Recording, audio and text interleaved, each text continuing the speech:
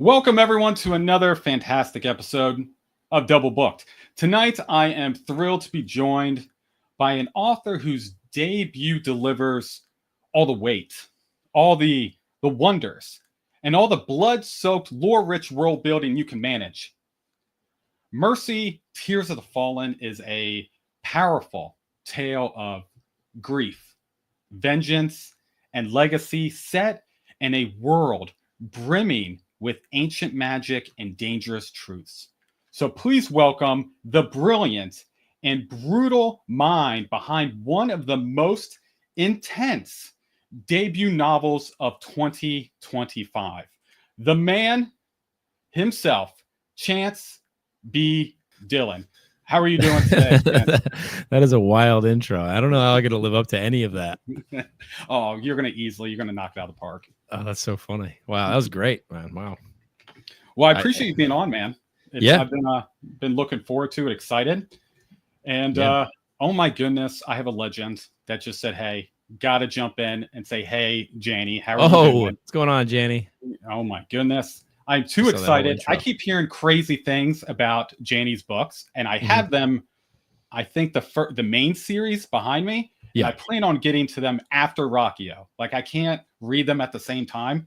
I would probably get my mind blown too much. It's a lot of good prose for I think I don't know. I think that might be manageable. I know I only read To Ride Hell's Chasm and so far, but I too was in the middle of my Malazan journey, so I want to start Wars of Light and Shadow. My brain will thank you, Janie. That's so nice.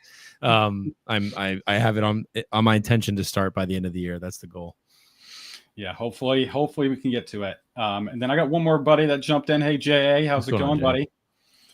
All right. So, Chance, I mentioned to you before we jumped on, I'm a huge fan of your book. I thought it was fantastic. And I'm super excited that you're here. For those that are not familiar with your work, what is your quick elevator pitch for Mercy, Tears of the Fallen? Yeah, I've adjusted it. The biggest question I can ask myself was, what if Aragorn lost everything after the war for the One Ring? And what if Samwise had to kill Frodo in order to save Middle Earth? Those are the two big ones I asked. I think if you like stories being dropped into a world like Elden Ring, Malazan, I then, not to say that my prose stands up to anything that Steven Erikson puts out there, but if you like that feeling of being sort of lost in the beginning and putting pieces together, then Mercy is definitely a good world to try and enter. I think that's perfect. We're going to get into details later on when we get to book specifics, because I need to understand why you chose to do this to us at the very beginning for your very first book. So that question's definitely coming around the corner. Fantastic. But when it comes to the beginning, so I'm going to start at the very beginning of your journey. I've seen a few interviews of yours where you talked about your military background and kind of how you got into writing. For those that aren't familiar with your background, do you mind going a little bit into, what led you up to storytelling? Yeah, I mean, storytelling is the one thing I've always been. Maybe not always a writer. I didn't like it growing up very much. I didn't like reading growing up very much. But being a storyteller was always something that sort of came naturally to me. I think that, sitting around the dinner table when I was young and just having an audience and sprouting about and, making people laugh was really a big part of my childhood. And then, so to sum up quick, how I got into writing specifically, I entered the military. I got into some training that, I was really trying for a long time. And then I ended up pulling myself away from that. My body just wasn't quite holding up. And then at a certain point, I tore my hip labrum.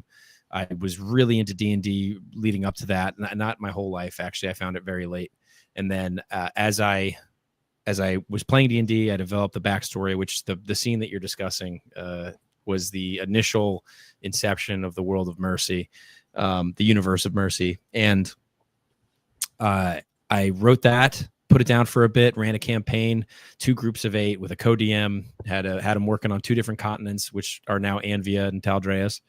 And then I had them play, essentially leading up to the goal was to have them play each other at some point, versus each other and converge. That unfortunately they went on a deployment. I had a hip surgery. My mom was with me for 10 days. After that 10 days, she had left. Something else had happened in my life related to a former relationship. I'd gotten incredibly lonely just sitting in a chair in the middle of nowhere, California, having failed at this training I set out for, doing a job I wasn't intent on doing when I joined the Navy, but I knew I had to serve out my time. And, I'm incredibly grateful for all the people that I met during that time. But yeah, I just was incredibly lonely. All my friends were on deployment and I was on the other side of the country from a lot of others and family. And I crouched upstairs, sat in the chair and just started writing. And I would do it an hour a day, every day. And until I got the first book manuscript done, my first draft, just word vomited, So you mentioned it started out as a D&D campaign. What was the spark that said, hey, it can be more than just a D&D story? Yeah, that's a good question. I think the spark came from actually developing a system for a tabletop RPG specifically. I was like, okay, I want to create like a system to play with at a table. And when it came to, it's Peyton, no way. When it came to actually having a system to run around with and have people play at my table, I was like, man, I actually need more of a world to build around. And so I started developing a world. I have documents upon documents of, world building and rule sets and all this stuff, the classes, races, lineages, all that stuff. And the spark that one day I was like, oh, I'm going to call it the mercy system. That just came to my head. I was like, okay, it's called the mercy system. Don't know why. Which actually is the first conversation I've had with somebody where I brought that up. Specifically the name of the system. And then, that sort of like sparked the need for me to create this world. And as I created the world and I met the characters, we meet Alavist first. And once I met him, all these people around him have stories. And then I just started asking myself, where'd this person come from? What's their story? And then it just unraveled in front of me. And, there were times where I'd be writing and I write in someone's head and I meet another character. I'm like, oh, this is cool. Let's see where this goes. And I mean, it's literally happening to me right now as I'm in the middle of revising book 2. There's some characters that are introducing themselves that are becoming crucial to the plot who are initially just throw-ins. And they're thrown at first because you're like, okay, like they're important. I don't know why. Just like the way that mercy system came to my head, the same thing. Mm-hmm. And then you start asking yourself questions about them and the spark just starts to ignite and becomes a flame. And you just follow that flame until it burns an entire house down. And then you're an arson. And then that's how it goes. That's perfect. That's perfect. Grifton jumped in. So we had a few people come in. So we have Hobby Vomit. How's it going, buddy? Matt or Ian. Don't know which one. Yes. Grifton. He says your book's actually improving as it goes along. You don't need to wait for book 2 for progress. And I agree. The book's fantastic, which is going to lead to another question I have, Griffin. But let's jump in. Griffin also said that's what you get for not going into the Air Force. Yep. Good old-fashioned chair force. Yep. I'm going to put it on the wall. Right here first. Yep. Yes. And Peyton. Peyton. It's also someone who's in the Navy with. That's so cool that she's here. So you're already working on book 2 and book 3 in the series. I'm really curious from your perspective, how has your writing process grown or changed since the Mercy word vomit that you did in book 1? Yeah, the book 1 word vomit was a lot of learning about writing and like how to write. I have like a tendency to dive heavy into research. And initially it was a lot of like Sanderson's lectures on writing Stephen King, the art of, The War of Art, obviously a bunch of Stephen Pressfield books just about like facing resistance and overcoming it. What else? Timothy Hickson from Hello Future Me on YouTube, his series on writing and world building was very, very useful for, and I would take notes and just sort of try to apply these lessons that I was learning. And then it's so funny because all of that, I ran through the manuscript probably 6 or 7 times, which I know it probably isn't that much in the grand scheme of things. And then I pay Dave Butler, the editor, my developmental editor, and he essentially gives me a master's course on craft. And just essentially how to develop, like how to properly explain the story. And a lot of the stuff is not a lot of it, actually. Some of the stuff he had reiterated from stuff I had already heard that I just didn't know how to apply, and he showed me the way to apply it. And so that was like probably that was probably the biggest leap I took in my writing, was through him. And then obviously Gracie York, my copy editor over at the York Editing Guild, she also helped me drastically change how I write. And then there are other people along the way that have helped me recently that I fortunately Janie has been nice enough to get on the phone with me, and she's helped me a lot as well, just like looking at craft stuff, just ways to improve. And I'm obviously hoping to take those lessons and apply it to book 2, and going into book 2, even drafting like the second revision of book 2, after having gone through the editing process of book 1, I was just taking all those lessons and applying them to that draft. And the second draft I got out of book 2 is just like, if you were to look at book 1 draft 2 and book 2 draft 2, you're looking at two different people. You'd be like, this isn't the same person that wrote these things. Which is just crazy to see for myself, just from the outside looking in, which I try to be pretty objective when I look at my own things. Of course, it's so hard. You have confirmation bias, but I was like, man, I'm kind of getting good at this thing. And I also, obviously I thoroughly enjoy it. There are days where, it sucks to do, but you're like, okay, I got to just do it, and you do it. But yeah, I think, and then now even going into book 3, it's crazy. Of course you have to separate yourself from it and then go back, and then you can sort of see maybe a typo here, a mistake there.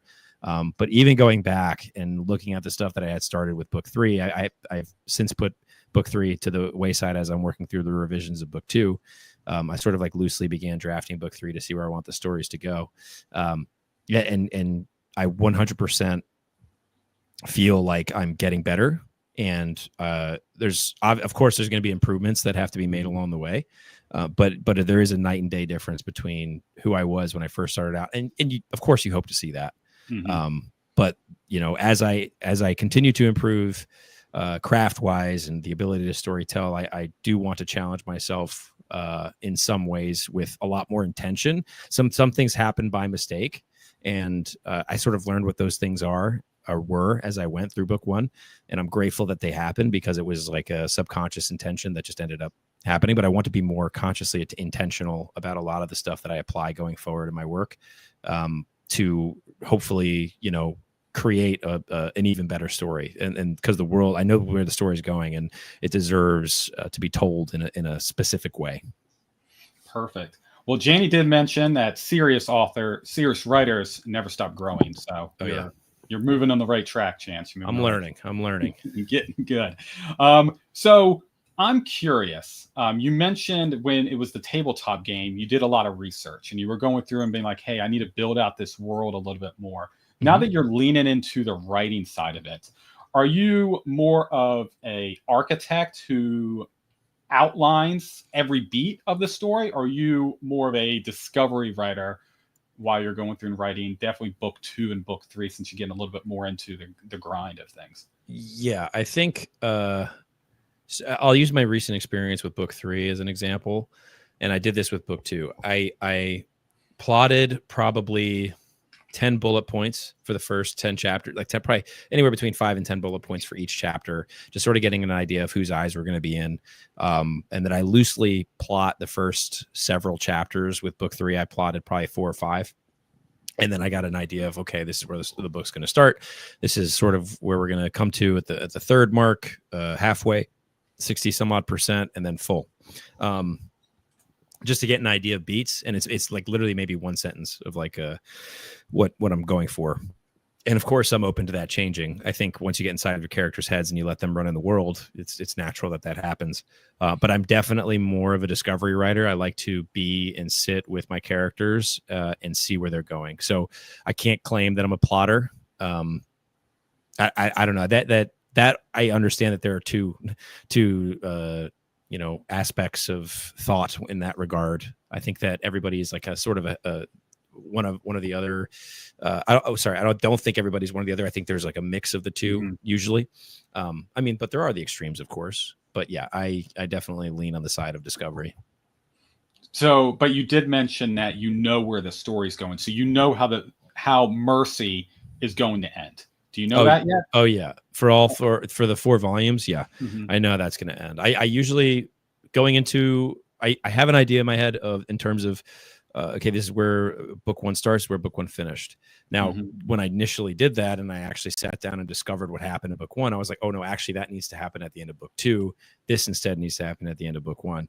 And then it's okay, this is book 1, book 2. And then all the things that I uncover along the way open up so many windows for me that it adds to the possibilities that can happen. And so, yeah, I have an idea when I initially sit down, because I like to know where I'm starting and I like to know where I'm ending. And yeah, I know where book 3 is going to end, and then I know where book 4 is going to start and where book 4 is going to end as of now. Potentially.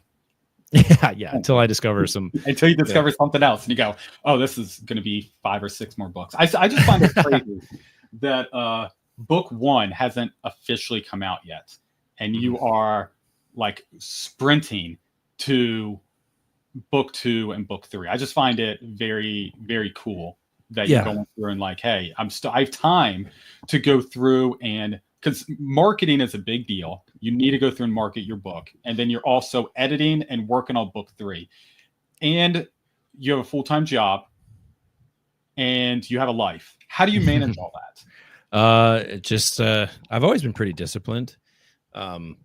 And, I force, even on the days where I really don't feel like, I do give myself freedom sometimes where I'm like, okay, I'm with family, I'm going to give myself the weekend. I know Stephen King says write every day, and, he means holidays, he means this, he means that, which I did. I was subscribed to that train of thought for book 1.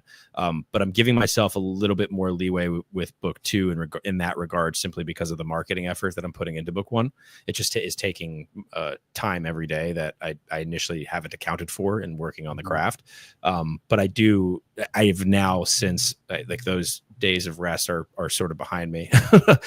Book 2 is heavily underway in terms of revisions. The alpha readers are getting it before book 1 comes out, which is a big goal of mine, because I think it's important to, I want to get my book to Dave by September.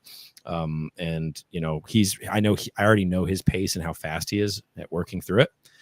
And that for me is also motivating. It's not about speed so much, but it is about an ability to analyze under a deadline. Discipline is big, just in terms of making time for it and actually sitting down and doing the work. At the end of the day, that's all. It's like anything. It's like being a pro, like you work a full-time job, you treat that with the same seriousness as I treat that with the same seriousness that I treat as I treat my writing. Giving whatever time I have in my day to the story, because I love it and I want to be in that world and I want to work on it, because it feels good. It feels good to work on it and see it grow, and to have people like you reaching out and wanting to have this conversation and talk about it is amazing. It's actually one of the bigger parts of it, because I'm one person who's always my favorite pieces of media. I want everybody to I was like, I'm that guy. Like, you need to watch this, you need to read this, you need to see this.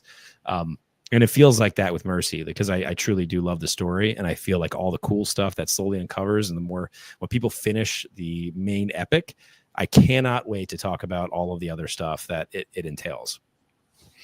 I am super excited to see where you have the story going.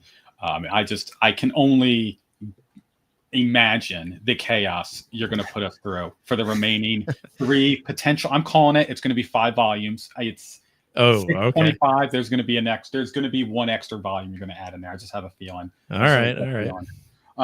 But you mentioned media, so I'm very curious. Who were some of your biggest creative influences? Now, this could be novelists, this could be screenwriters, this could be game designers, mythologies. I'm curious who inspires you and influences you. That's actually, I like the framing of that question, because it does invite some extra thought in my head that I haven't really discovered in conversation, which is one of the reasons why I actually like having these conversations. I feel like I learn something new every time I speak to somebody new. And I would say the primary influences when it comes to a literary aspect, and again, I'm not claiming any level of prose close to these absolute masters. Tad Williams was probably the first and biggest influence I had. Joe Abercrombie, of course, just to and again, I know that I'm not up there yet. I hope obviously one day to be that'd be I think it's a pretty good goal to aspire to, obviously with your own style, to be one of the best. Steven Erickson, his just the what he unlocked for me in terms of what the scope that you can visit, it changed how I looked at story. It changed how I looked at the universe and what was possible. And then Elden Ring, of course, the video game. Being dropped into that world and instantly dying, and then seeing this valley before you with all of these mysteries and things that you have no idea where you are, what you're doing, and it's relentless. That and then the feeling that you have when you discover and you start you pull back the curtain and you see behind it, you're like, oh my gosh, I can never experience what it was like to experience that for the first time. But also every time you run through it, you get a new experience. It's like this weird dynamic. That was a giant influence for me. And then what brought up the way you framed the question brought up Christopher Nolan in terms of film. I greatly appreciate his style, and same with Denis Villeneuve. I just really love the directorial style. I'm really thinking about like Sicario in the direction of that film for Denis. And then, of course, the Dune movies were big influences. Obviously, the Lord of the Rings were giant influences. I grew up. I've said this almost every conversation now. This is not new, but I almost have as much Lord of the Rings extended edition runtime as I do Life on Earth. And yeah, I think all of those things have somewhat storied how I look at story in general. And I'm trying to think if there's anything else, like maybe a picture. Of course, Star Wars. Like, I don't know, just like the dynamic of master apprentice. Growing up, I loved that. But yeah, those are the big ones. So yeah, I'm new in the reading. I didn't start reading until 5 years ago. So I'm still very new in the space. So most of these I have not read. I've not read any Tad Williams. I have Erickson. I have book 1. And I tried reading it 6 months into reading, and I had to put it down because I was like, I'm not prepared for this. Yes, so I plan on starting it hopefully sometime this year, of hopefully understanding that kind of storytelling. But yeah, I've got a lot of stories to go through and get to. So those are, definitely hard hitters. Definitely some amazing my reading journey.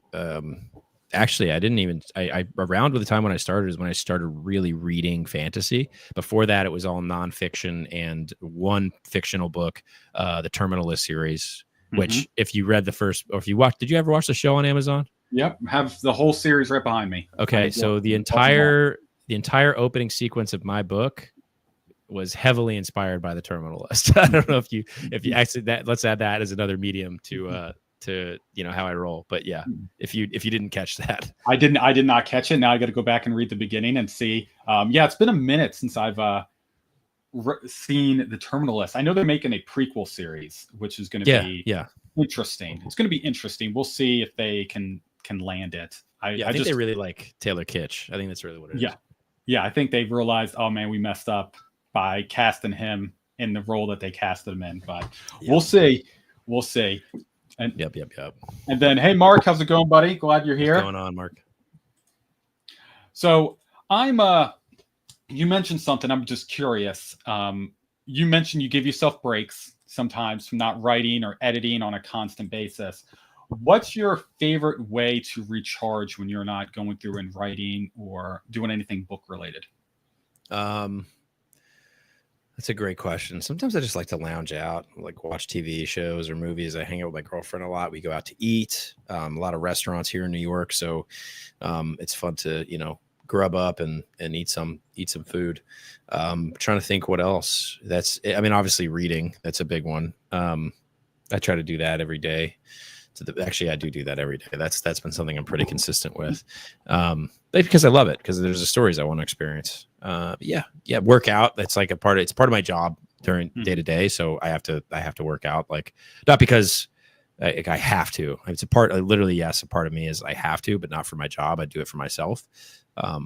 But a lot of those days, it's going into the workout like, I don't want to work out.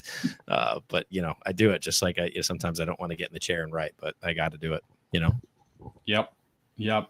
I feel like there's something else, Chance. To be honest with you, I feel like there's an unexpected hobby or interest that you just haven't mentioned yet. What's something that readers or people that follow your booktube channel would be surprised that you're interested in or that you have a secret hobby about. I feel like there's something.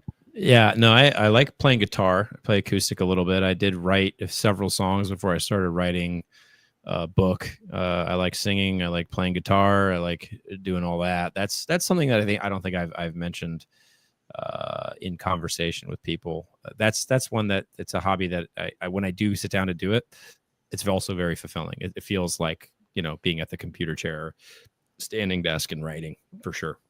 Oh, nice. That's cool. You've ever been in a band? Yeah, when I was in middle school, if that counts. It was, yeah. It counts. It had to be at least a week. Like Tough Luck. TUFFLUCK. Tough Luck. Had an album cover and everything. See, that counts. That counts. Mm-hmm. That's going to come out of the woodworks, and it's going to be like, oh yeah, back in the old school days. There might be some poorly recorded MySpace audio out there for someone to hunt down. All right, there you go. You heard it here first. Go find the album. Go find Chance's album. Tough Love. Oh my goodness, Luck. So funny. Luck. Yeah. Luck, even better. Oh yeah. Tough Luck. Oh my goodness. So you mentioned research, and I'm really interested about the research aspect that you do for your story.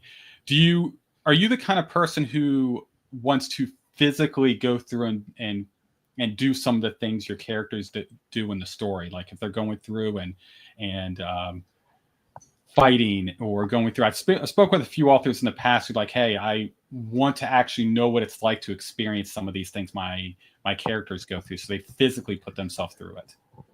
Yeah, I mean, I would love to be that, be in that sort of situation. A lot of it is, I don't really often have sword fights. If I could, I would. When I was younger, I would play around. I'll play around almost every day and with like lightsabers and swords outside and inside, and that was such a good time. I've had probably somewhere in the 10s jujitsu classes. So when it comes to like combat and body control, and I've always had a pretty good lifting, and being a professional in the fitness industry has helped me with understanding body control and things of that nature, like, joints, and, my background in anatomy from the 2 years I did in college sort of helps me be like, okay, a bone would probably break X way. And, and also just asking questions to people, people, if you know somebody in the medical profession, you could, which I have known people in my life that are in the medical profession, you can ask them, would a bone break this way? Would it do this? But yeah, that's pretty much about as far as it extends. I never really want my neck to break or to break a neck.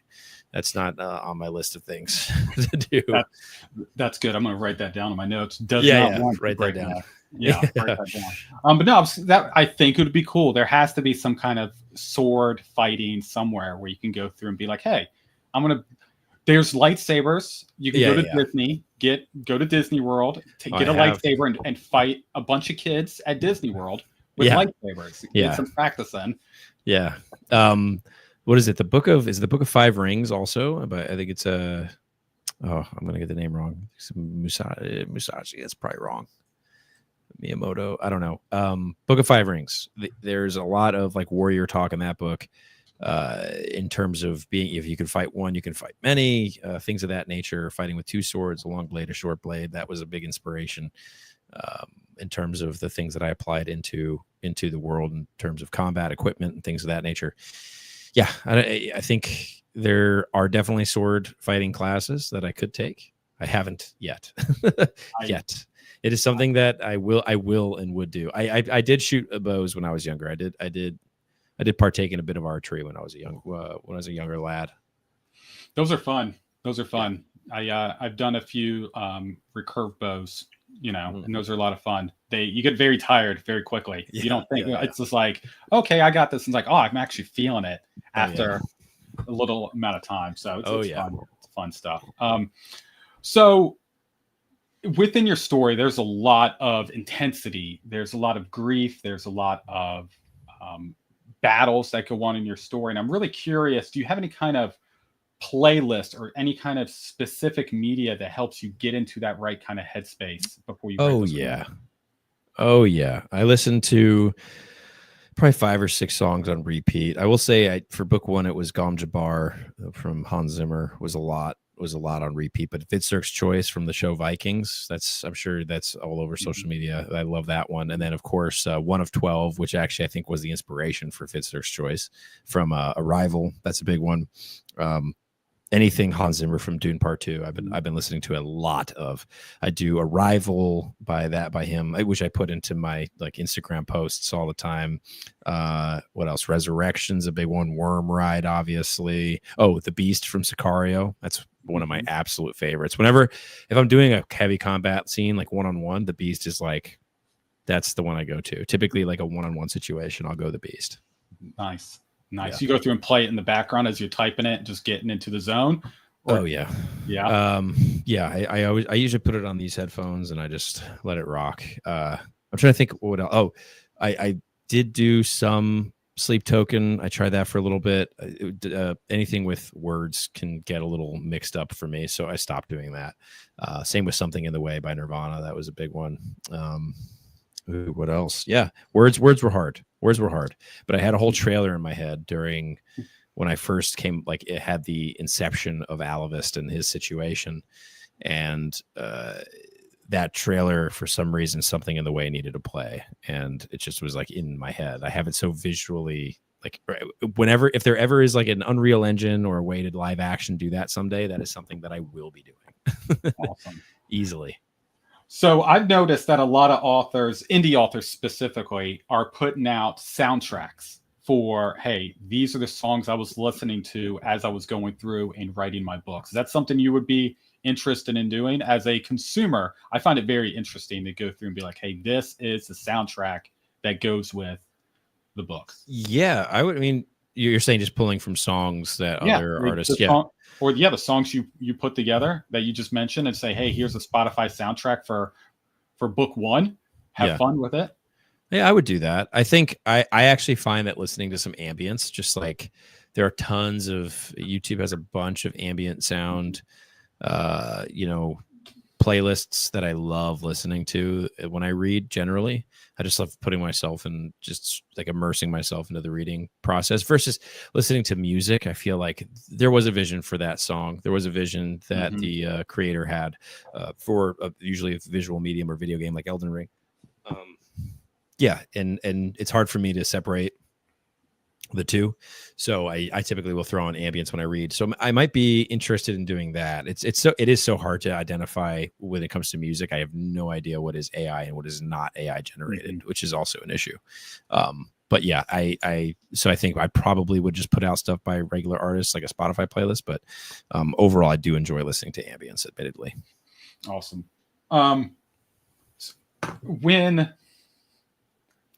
you're going through and writing, I'm curious, do you go through and write in chronological order, or do you go through and bounce around based off of what scenes in your head or what character you're currently following? How do you go through and write your stories? Yeah, I'll typically thread the needle through each individual character. And what I mean by that is I write the story is first and foremost.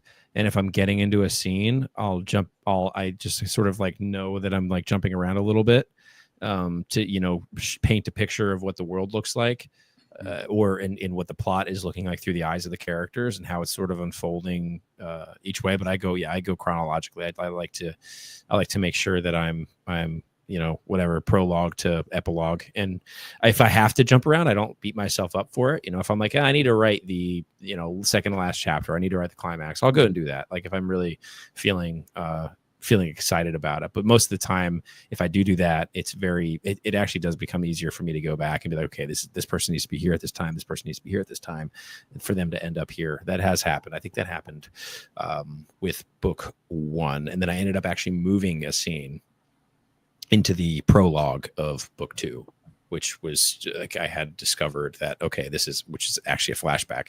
I'll probably release that actually before July 15th for people to get an eye on. Awesome. That's going to be exciting. I need a little bit more of a hit. I need something. I need a hit. So I need that. That's good to hear. Yeah. Were there any? So I really liked when you mentioned at the beginning you word vomited book one, Mhm. and I really have a question on the draft. So you word vomited word book one, Mhm.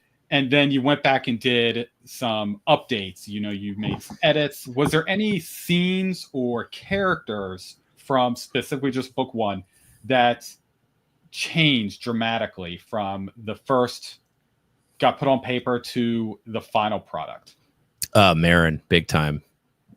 Marin, big time because I can't say too much, but his goals and the things that started to really unfold around him um, were giant. The sort of ripple effect that his whole being is it plays a bigger role generally than I don't want to say too much, but Mm-hmm.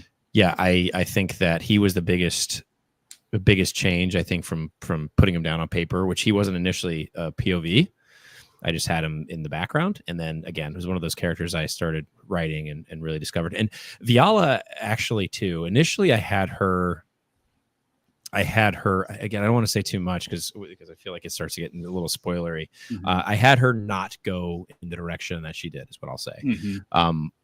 And then once I asked the question, like, what's her story, and I started looking more into it, it started veering off a little bit, and I'm like, yeah, actually, she's got her own thing going on. And then you start to unfold. So I think from her, she and Marin, I think Marin was definitely the biggest. She was probably up next. Those are the two big ones. Yeah, I think those are the biggest. Yeah. I'm like thinking in my head. I think that's it. So you mentioned you had to change the ending of book one to move it into book two. How did you know when book one was actually finished? Do you go by your gut? Do you go with beta readers? Yeah, that's a great Or question. are you always wrestling during the editing process of where the book should actually end? Yeah, definitely was. So I had a word count goal that I had to hit. It was 180,000, 1,000 words a day for 6 months. I'll write 180,000 words. I ended up around 220, I think, at that time. And I was like, and I say that only because I went in with a goal and I was like, okay, going over it. But it sort of gave me a natural concept of what the pacing would feel like for a story like that. And also just like generally understanding beats of a again, this is where the storyteller part comes in from. It's like not the writer part, it's the storyteller part. That feel and there is a lot of gut that went into it for sure, just sort of understanding like, no, this is where we need to go, this is where we need to fade to black and see what happens next. And again, with the epilogue scene where we see something we didn't think we would see, that I was just like, this is it. And I wrote the last sentence, I put a period at the end of it, and I was hopefully, and then I was like, all right, this is it. Yeah, it was a lot of feel. Nice. So what's been the most rewarding and challenging part of bringing Mercy to life? And it could be the whole book 1, 2, and 3. What's been, since we're talking about Mercy overall, what's been the most challenging and rewarding? The most challenging is going to be, honestly, the marketing stuff has been challenging. Just sort of navigating that as a pro is hard. Which I know it's like, it's not really a part of bringing Mercy to life, but I think in terms of getting the story out there for people to experience and to converse with and talk to and have conversation around it, because it's what we all want. We all want conversations with our favorite stories. This one happens to be my favorite, or I'll say one of my favorites. I have to finish writing it first because Malazan and Sun Eater are going to be hard to beat. But yeah, I feel the most rewarding part has been these conversations. And again, I know that's not really a part of bringing the world to life, but to me, it is. To me, it is what makes it alive, is the people that read it and interpret and, have their own experiences with the story and have different favorite characters. That's the funnest part. That's one of the more fun parts for me, is people telling me that who their favorite characters are. And then in some instances, knowing the fates of these characters, there's, I will say, I don't want to say too much. Book two's title's already out there. But I, in terms of rewarding for me in the actual world, writing the ending of book two and getting some of the arcs complete, knowing where to stop with some people and knowing where I'm going to go with others. Just the catharsis of a lot of what happens in book two. When these, the ideas were, I had the inception of some of these concepts. And before they went on paper, I was like, oh no, I was like, I got to write that. And that is challenging in a lot of ways because of the attachment I grow to the characters. But at the end of the day, it's like, what serves the story? And so I had to sit down and I had to actually write some of these scenes. And I know, there's stuff that we experience in book one, but and this is not me hyping up book two. This is just my experience with book two. Book two raises the stakes 100%. Things are, it was very rewarding knowing that I was capable of doing that thing that was out on paper. But it was also challenging because, wow, it's like, these are things that my characters have to experience and I'm going through it with them. As cheesy as that sounds, it's true. It's just like, they're real to me, in a lot of ways. And I go through these experiences and see what now they're going to have to endure beyond and understand what that all entails. And yeah, that can be hard, and it's also incredibly rewarding. So that's a double-edged sword there.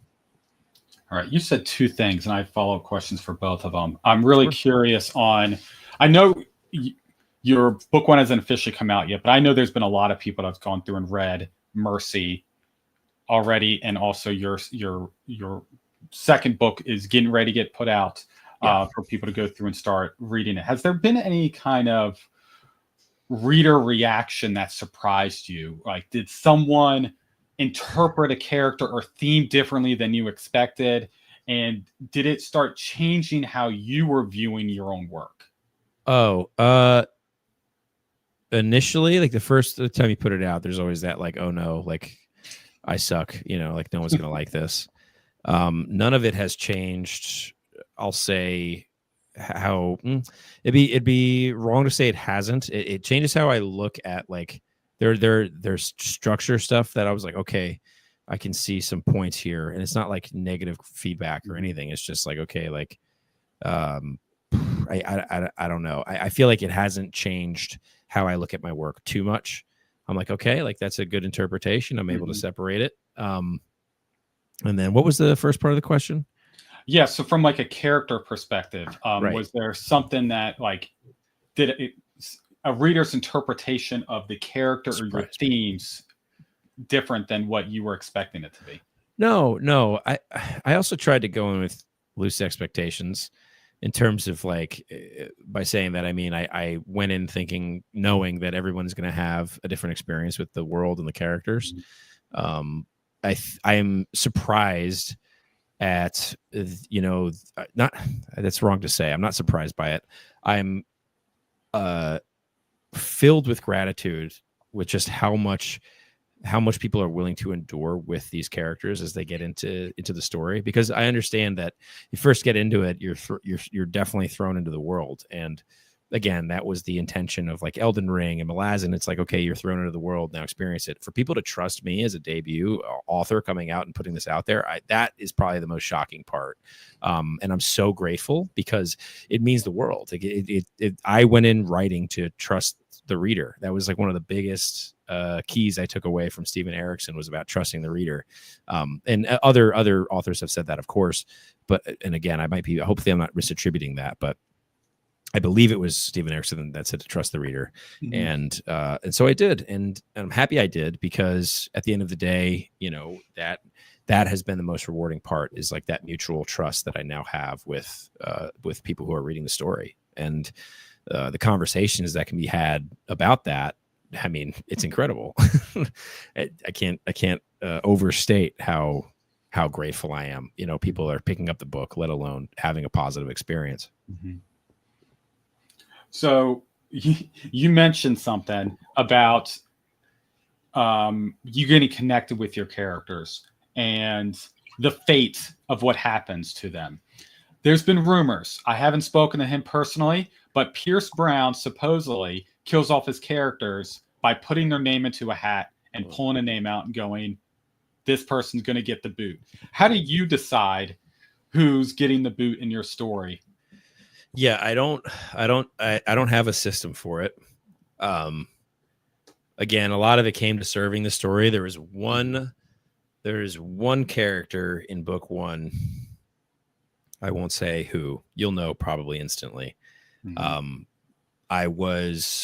I did like some like mushroom beverage for the first time in my life. I was like hanging out. It wasn't anything crazy. It was actually just like I felt like the way I like to explain it, and I don't care if this is appropriate. It was like my fingers were, you know the extended edition of Return of the King, and Legolas is he's like feeling his fingers as he's doing the drinking contest with Gimli. Mm-hmm. That's how I felt, like light and fluffy. Anyways, I'll move on. I rolled a D20 to decide the fate of one of my characters. 1 to 10 was die, 11 to 20 was live, and I rolled under 10. And I wrote what that would look like, and I was like, oh, this is staying. Like this is good. So that's how it ended up. All right. So the legend is here. Chance rolls a dice. So your favorite character is all depends on the dice roll. That's awesome. Love it. Let the dice tell the story. That was the DM of me coming out. And then we have another legend. Hi, Ryan. How's Jeff. it going, buddy? Yep. So whatever hurts the readers the most. Yep. That's what Pierce does. He kills me. He kills me. That man. Mm-hmm. I have Dark Age up on the docket for my Red Rising series read, but I don't know when I'm going to be able to pick that up, but hopefully by the end of the year.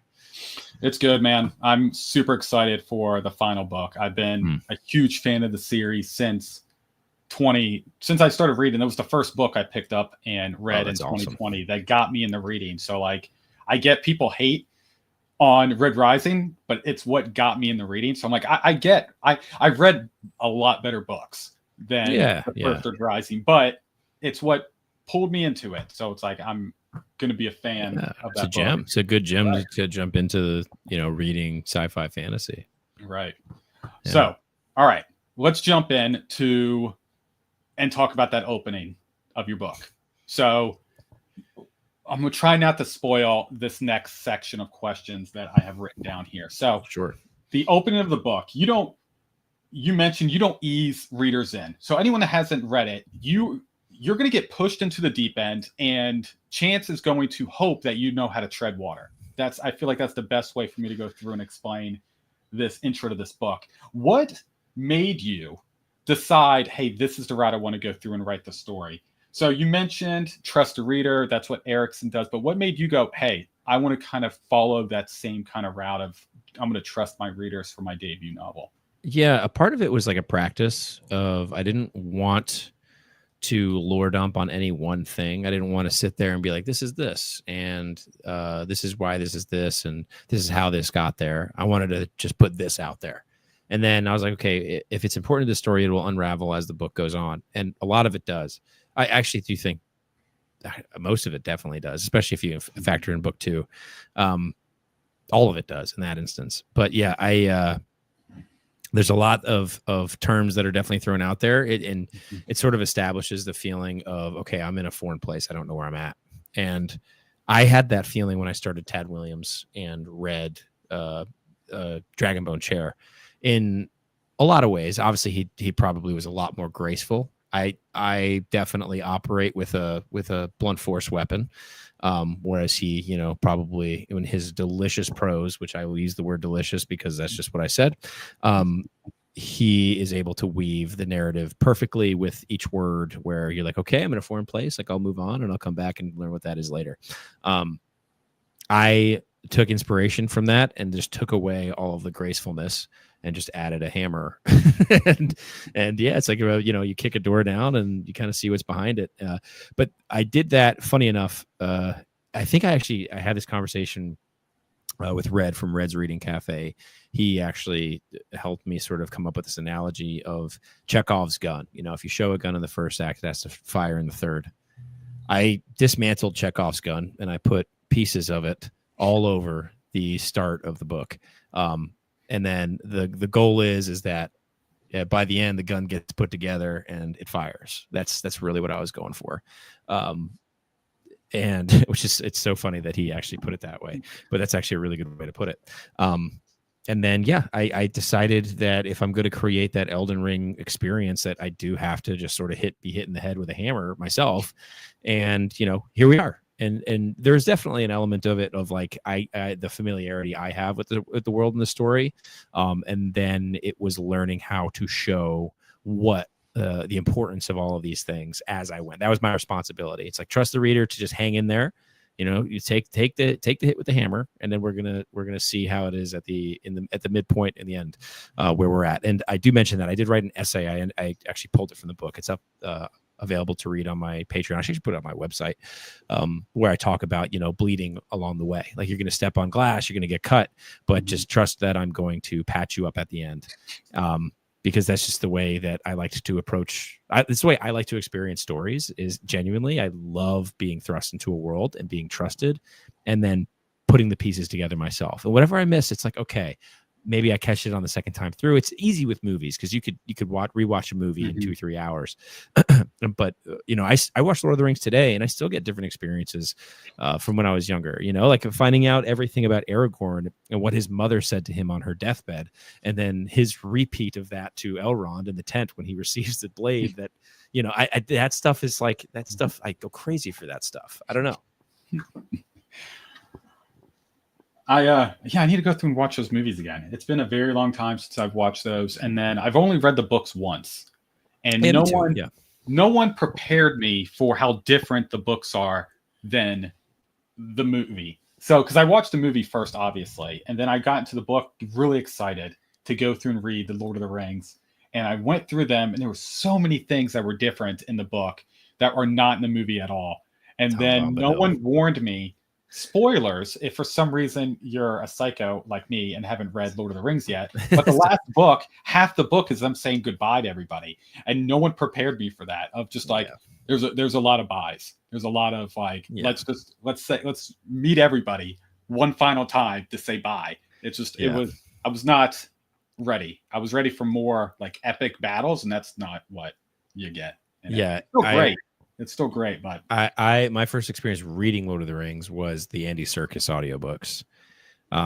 And I mean, that just made, and it's an incredible performance. That is just like, I would sit down and read them, but for some reason I just saw Andy Serkis had recorded them. I was like, oh, okay, I need to do this now.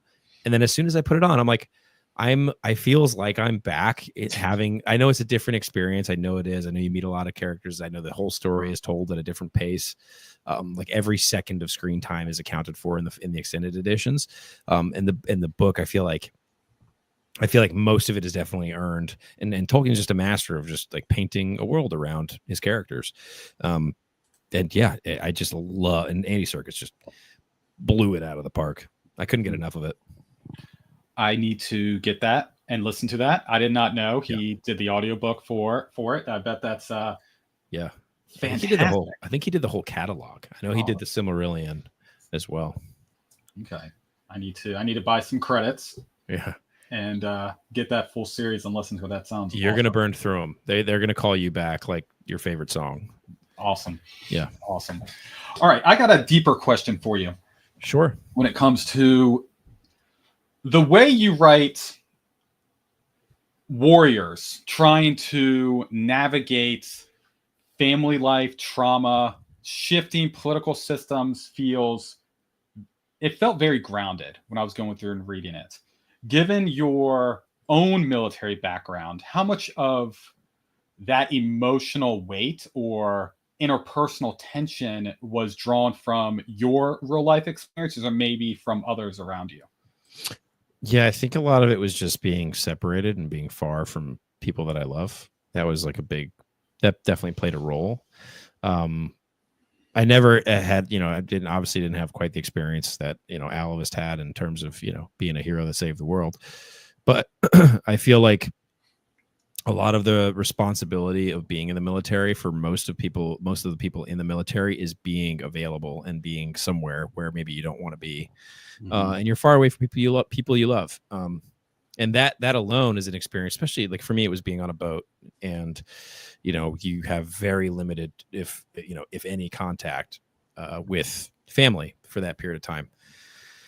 And so, you get home, and I don't think I wouldn't say that there was any, trauma in that way. I think I just kind of treated it again as a professional, like this is work. You go in and you work, and then you come home. But I imagine that Alavis and his experience and all that he had set out to do, and the time that he had spent away, I kind of put myself in his shoes. I feel like I did a decent job of that.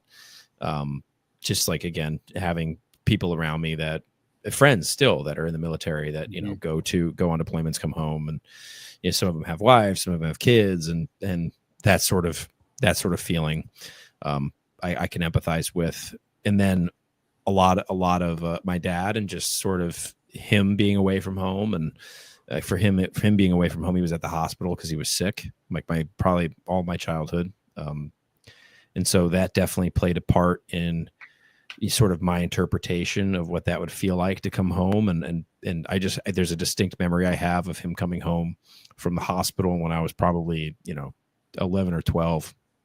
And there were a few times in my lifetime when he was sick where I found out later that he didn't think that he was gonna live. He didn't think that he was gonna be coming home. And I'd seen him break down like maybe once or twice my whole life, and one of those times it was just that moment of coming home and being with his family after a long stint in the hospital. And that played a role for sure in how I ended up writing that. So what was the hardest scene to write for you emotionally in book one? I can't say, but I can't say live. I can say off screen, but I'll say it is in the Anvian arc, the initial ship arc of Steven. Okay. That part, which is funny because I understand that his arc is sort of in the background a lot of the book, but that one is every time I go to that scene, every time I went to that scene when I was writing it crushed me every time. Every single time. Okay. Yeah, that was I know which scene you're talking about. Yeah. So I'm really curious on the concept of mercy in the book. I feel like, to me, it gets brought up a lot, and it feels almost like weaponized within the story. What was about that word, or maybe the idea of that word, was so important to you that it had to become the title of your book? Yeah, I mean, there's definitely that play on of like, a world without mercy. Let's call it mercy. That played a part. Is mercy sort of like a Valhalla? Is it a place people worship? Is it a place people don't want to go? There's just so much that can be from that one word, especially in the context of the book. It can be taken into so many different directions, and I wanted that ambiguity, especially going into the second book. Sort of there. I wanted that, alive and present, and it illustrates, what all of the different things people can believe and think, and then what is right in regard to mercy itself. It's like, is it merciful to, kill somebody who's sick? If they're very sick but they want to live, who knows? I think a part of that is it's such a powerful word. And then also when I was wanting to make a fantasy series, I was like, you know what, let's a part of it is definitely, Dune, mercy. I was like, yeah, I could do mercy. I was like, that works. No epic fantasy series is called Mercy yet, so let's do that. And then, I mean, but it does play such a big role in so many things that it just fit. It is one of those things that when I told you earlier, I was making the mercy system. I was like, why is this called the mercy system? A part of that was, unforgiving. And, it lets you, the reader, the player of the game, the TTRPG, tell the story. And perhaps I won't be merciful as the DM, maybe we'll see. There's a lot of that played into it for sure. Okay. So a lot of wordplay A lot of Yeah. wordplay like it. So for you as the author, what do you hope readers feel or question by the time they turn the last page of book one? Yeah. I mean, they should have a ton of questions. That's a big player in the world. I think in terms of feel, I feel like that's going to be different for everybody. I felt a lot of catharsis. My hope, that I can create that experience for somebody else because of the sort of like strangeness that comes with that feeling. To me, it's very unique in a lot of ways, and it's the feeling that I had finishing my favorite series growing up, like Star Wars and Lord of the Rings, and just being with those characters and then losing them or not having them there anymore. It was that feeling of like, I don't know, that's something that I hope to, as the series goes on, of course, that's something that's gonna happen. But yeah, I book one is specifically for people to walk away feeling. I sort of have no expectations. It is what it is. Like, people are going to feel what they feel. And questions again. Yeah, it's going to be a ton. I hope that I give enough answers to, or at least an inkling that there will be answers by the end of book one. At the very least, I like to think that I've presented the story in a way that tells the reader, like, hey, like, we're getting there. It's gonna, yeah. What I can say for me, as someone who read the book, if you get through the whole story, you can trust Chance that there's going to be more answers coming along within the story. So, like, the beginning, you get thrown into it, and I really like the analogy of you have a bunch of pieces of a weapon together, and you're just getting small pieces. Like, hey, this is the hammer, this is the bullet. Here you go, and you're kind of building it together until the end, going, oh, it's a gun, and you're like, oh, okay, this is what I'm doing. So yeah, it makes it. Yeah, I say definitely. I was very happy with how it ended. Very confused. I needed more answers, and then I needed. I don't know. I felt like I got enough water to make me not get dehydrated, but I wanted more. I was like, man, I need more with this. So that's why I'm excited that you're going to give us a prologue.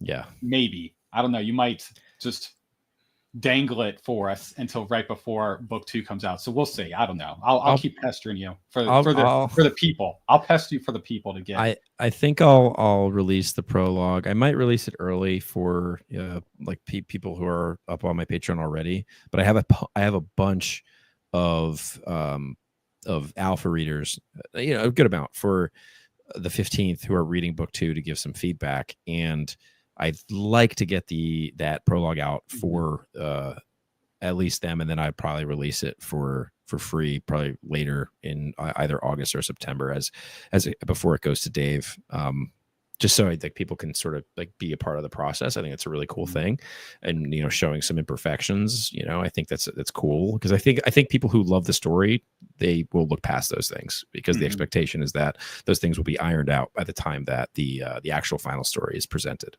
Right. All right. We are on to the lightning round. Sure. Where I'm going to ask you just 9 to 10 random questions that I have put together now. No thinking. We're just answering the question. We're running through it. That's my specialty. Yep. Perfect. That's what I like to hear. All right. If you could drink with one of your characters, who you picking? Hade. Favorite fantasy book that everyone sleeps on? Ooh, Dragonbone Chair. Memory Star on Thorn. One word to describe Mercy, Tears of the Fallen. Relentless. Paperback, hardback, or digital? Oof. Mass market paperback or hardback? Mass market paperback. I agree 100%. Yeah. All right. Favorite trope? Ooh. Reluctant knight. Okay. Reluctant hero, I guess. Least favorite trope? Love triangle. Favorite villain of all time? Favorite villain of all time. Give me a second, actually. Because I think this is a cool one. Oh man, this is hard. My brain is going to Benicio del Toro from maybe I'm not even saying that right, from Sicario, even though I don't know if he's a villain or not, but by the end of that movie you're like, ooh. Technically he's not, but yeah, he's not a pure evil villain, but I mean, put that you can He's argue. pretty. Yeah, You can argue. You could argue yeah, that. I At the end feel of like that he's movie. pretty evil. He's pretty evil. Yeah, he's pretty evil. Yeah, you can argue that. Yeah. All right. One book you wish you'd written. Oh my gosh, that's so tough. Dead House Gates. Okay. I think the second book of the Malazan series specifically. If you're talking series, Or no, just a book. yeah. So I mean, Lord of the Rings for its Lord of the Rings. All right. the entire three. The entire series, Lord of the Rings. Yeah. All right. Last one. If book 1 of Mercy could have a theme song, what would it be? It would be with words, something With in the words. way. Mm-hmm. Or probably Take Me Back to Eden by Sleep Token. I like that one. Yeah. I like that one. Yeah. Okay. Cool. Yeah. No, I feel like that fits. I feel like that's a good one. That's a really good one. That's a good one. That was a baller. That's a good question, especially if you ask with words. Right. Well, that's the big thing. I want to make sure it has words in it so people can really feel the emotion of the story. Yeah. All right. So jumping into when, not if, when your story gets adapted into your dream medium. So you get the pick. They come to you saying, Chance, how do you want this to be presented to the world? And non-book related, do you want a film series? Do you want a film? Do you want a series? Do you want a graphic novel? And then who do you see playing some of your characters? Give me 5 episodes for a live action show per book. And then a lot of the Black Sails cast I really like. Okay. I'm forgetting a lot of their names, but I really like the cast of Black Sails for a lot. I know that Travis Fimmel would be my ideal Alavist. That's yeah, I think there's also younger versions of a lot of actors that I really would like for certain roles. The woman who played Galadriel in Ring of Power, I think, would be a great Viala. Hade's a fun one. I would like to play Hade. I would like to play Hade or Eravane selfishly, but I really would like to play Hade. I think Hade would be really fun to play. But yeah, I think a lot of the Black Sails cast could work, and also a lot of the Vikings cast. I really liked a lot. I liked a lot of the casting choices that those two shows have overall. But yeah, I think that would be really cool to do. So it's crazy. I wrote one person down. I just wrote one character, and that was Alvist, and I put Travis Fimmel as well. Did you actually? That's 100%. I have it here written down. That's so sick. Yeah. So the whole time I was reading it, I was picturing Ragnar in my head the whole time. Yeah, I was like, 100%. This is the dude. Yeah, I think he would play it perfectly. Yeah. He would kill it. The emotional depth that he can bring, the intensity. The man's a beast. And then The Rock as Marin. The Rock as Marin. Lock it in. That's so funny. Right. We're gonna make some calls. We'll make it happen. Yeah, we'll make it happen. That's so funny. You put Travis Fimmel. He is. I think he's probably my favorite. Him and Cillian Murphy for Peaky Blinders, I think, are two of my favorites. And I like how they stay out of the limelight too. That's another part. That's another reason why I like them a lot. But yeah, I like Travis Fimmel a ton. I feel like, well, again, he made Ragnar real to me. Like I was just like, this is incredible. This is what it's supposed to feel like, I think. So, yeah. Yeah, no, that's he definitely made that show. He definitely made it. And I could gush on that show. Huge fan. Love it. Yeah. I think it's I like it more than Game of Thrones, easily. You might not go that far. I don't know, but I would have to say the series as a whole. Yes. Yeah, exactly. I think the cinematography for Game of Thrones is almost impossible to beat if you're just talking about like quality of film and just like how it looked. But Vikings as a whole, the story, the series, I enjoyed that far more than I think I enjoyed the ending of Game of Thrones, which I know I don't want to sit here forever and talk about it, but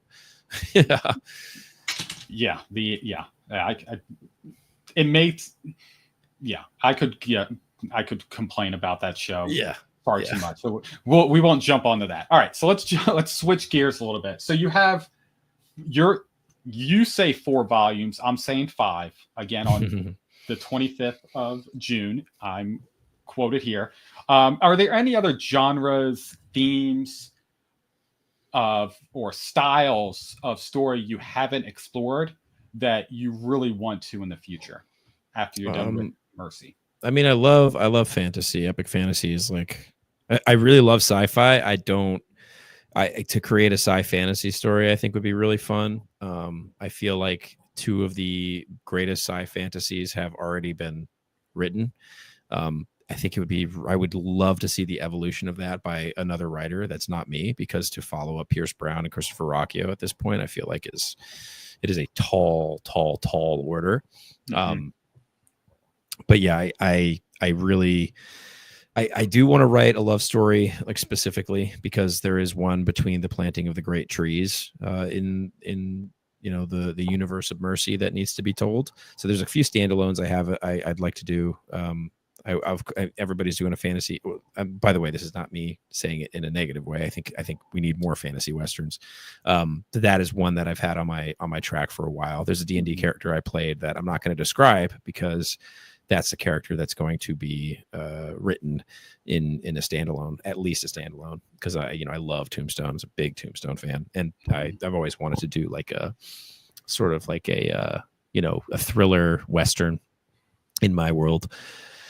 And then I do like generally thrillers, like an action thriller, horror thriller type thing with like a more contemporary approach.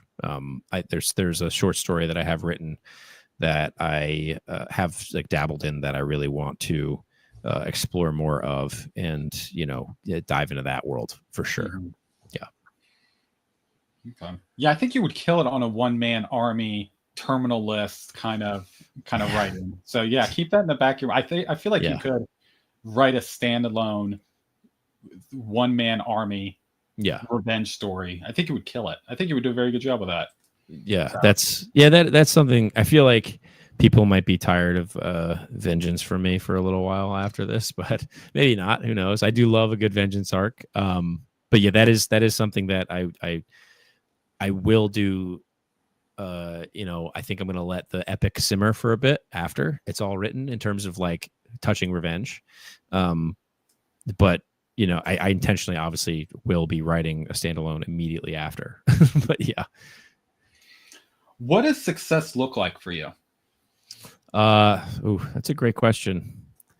It's silly maybe to say, and maybe cliche. I feel like I've felt a lot of that recently. So success, I feel like for me is sort of just like this overwhelming gratitude that just kind of sweeps me up and is unrelenting.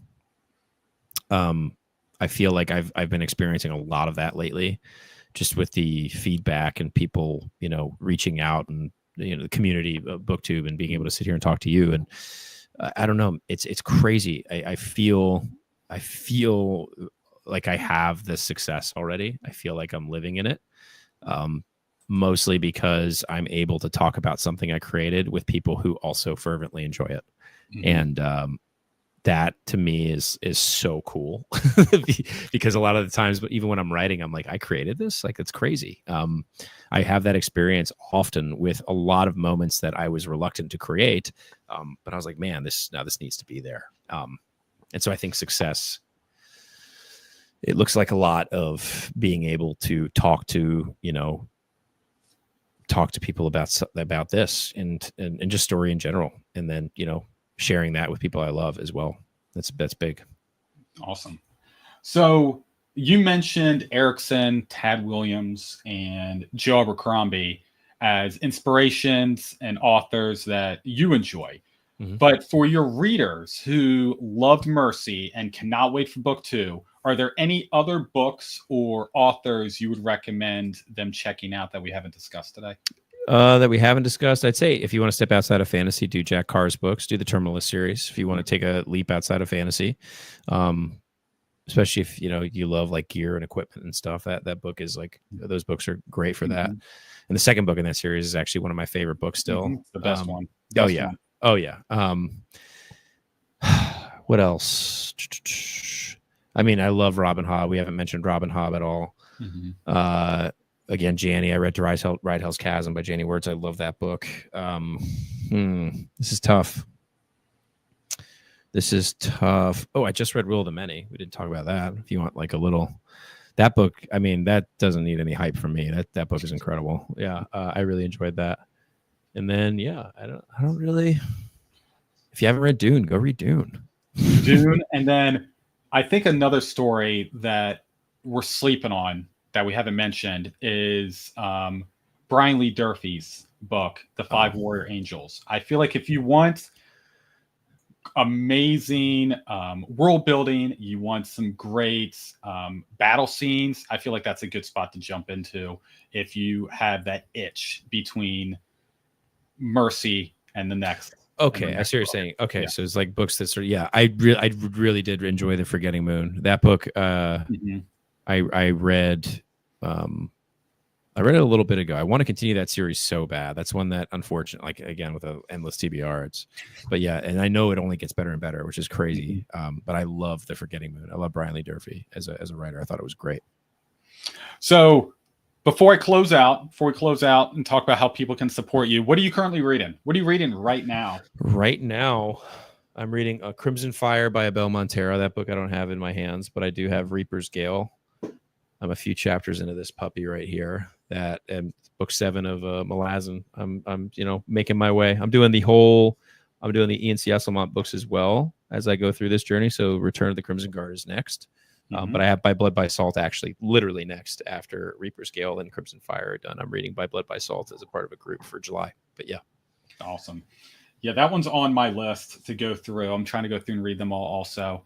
But yeah, I'm super excited to jump into that one. I can't remember what the second book's called, but I hear it's even better than Haunt of Jackals, I think. I think that might be. I will agree with you. Yeah. I do not recall at all what it's called. Yeah. I guess I could Google it, but I'm not gonna. You're good. Do one stuff through. Awesome. Well, I really do appreciate you jumping on, Chance. It's been a lot of fun. How can the viewers go through and support you, find your work? What's the best way for them to contact you? Yeah, I mean, you can find me on Instagram, Chance_Dillon, Dillon. I'm on Twitter. I forgot my Twitter handle. It's like Chance B Dillon or something, BEE in the middle. And then my website, chancedillonauthor.com is easy. You can find all actually my socials on there. I probably should have just said that first. And then the hardcover pre-sale is live until July 1st. That is like the signed hardcover pre-sale that will ship before the book's release. The goal is that everybody has it right around release. I'm hoping that some people, people can get it before, obviously, it ships foreign. So I don't know if, I think that might take a while to get to people, but it will be shipped. That's the goal. But yeah, for sure. ChanceDillonAuthor.com. You'll find everything. All of it will be in the description. His website, direct link for his book. Go buy it. I saw the hardcover. Just go look at it, and then you'll thank me later after you go through and buy it. It looks fantastic. I'm definitely going to go through and get a copy when my budget allows me to continue buying books. Oh yeah, book spending. Yeah, it's crazy. I get it. Yeah. It looks amazing. I definitely want to get it on my shelf. So a Chance, I really do appreciate again you jumping on. Everyone that jumped on in the chat, thank you so much for watching, and I hope everyone has a fantastic evening. Until next time. Thanks so much for having me, Josh.